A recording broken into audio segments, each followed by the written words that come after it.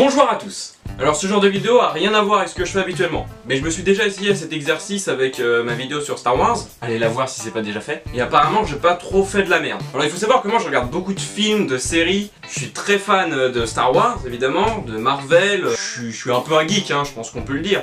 Ça se voit un peu, non? Et quand je regarde des séries surtout, je me fais souvent mes petites théories. Donc voilà, de temps en temps il y aura sûrement une petite vidéo comme ça, théories, séries, films, etc. Et aujourd'hui je vais vous parler de Stranger Things. Alors je sais que la saison 2 de Stranger Things est sortie il y a un bon moment déjà, mais en la regardant j'ai élaboré une théorie sur un des personnages de cette saison. Alors évidemment il y aura des spoilers dans cette vidéo, donc il est conseillé d'avoir vu tous les épisodes de Stranger Things. Vous êtes prévenus.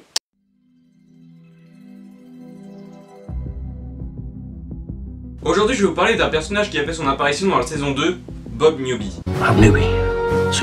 Alors déjà le mec a l'air trop innocent pour l'être vraiment je trouve. Il débarque de nulle part, on connaît rien de lui et pourtant on lui fait très rapidement confiance. Et en regardant de près c'est lui qui est à l'origine de beaucoup d'événements importants de la série. En effet c'est lui qui dit à Joyce de regarder ce qu'a filmé Will le soir d'Halloween. Et c'est sur la cassette qu'elle voit la créature de l'Upside Down et qu'elle comprend que c'est bien réel et pas seulement dans la tête de Will. Deuxième point, il dit à Will de ne pas avoir peur de la créature et qu'il doit plutôt lui faire face. Will suit donc ses conseils et se fait attaquer en quelque sorte par le monstre. Suite à quoi il est comme connecté à lui. Troisième chose, c'est lui qui découvre l'emplacement d'Hopper sur la carte. Lui, Joyce, Will et ses amis se rendent sur les lieux et elle, le shérif, va sortir de là. Et les agents du labo arrivent au même moment alors que je ne pense pas qu'ils étaient au courant de la disparition d'Hopper puisque même ses collègues ne s'étaient pas lancés à sa recherche. Et suite à cela, Will se fait hospitaliser au labo Dawkins ce qui permet aux Demodogs de tendre un piège aux savants du laboratoire et de sortir de l'Upside Down. Enfin, Bob fait preuve d'un certain héroïsme en allant à la salle de contrôle pour ouvrir les portes afin de permettre aux survivants de s'échapper. D'ailleurs, à partir de cet ordinateur, il active un détecteur de fumée pour faire fuir un Demodog et ça fonctionne. Il n'a pas eu l'air d'hésiter une seconde, c'est comme s'il savait que ça allait marcher. Alors que même les savants n'ont pas trouvé de solution pour combattre ces créatures, sinon ils s'en seraient servis bien plus tôt. Bref, Bob arrive à ouvrir les portes, ce qui permet aux survivants et aux Demodogs de s'enfuir. Voilà ce que je pense. Bob est une sorte d'agent double. D'une part, il travaille pour le gouvernement, ou du moins pour le labo Dawkins, et je pense que sa mission était de séduire Joyce pour entrer dans sa vie et pouvoir ainsi s'approcher de tous ceux qui étaient au courant pour l'Upside Down et veiller à ce que le secret reste secret. Mais d'une autre part, je pense qu'il a aussi un lien avec l'Upside Down, qu'il est peut-être même possédé de la même manière que Will, qu'il est contrôlé par la créature du monde à l'envers qui se sert de lui pour arriver à ses fins. Alors est-ce que sa mort faisait partie du plan? Peut-être que la créature n'avait tout simplement plus besoin de lui puisque c'était gagné à ce moment-là pour elle si Eleven n'était pas intervenu. Ou alors est-ce que le plan a tout simplement foiré?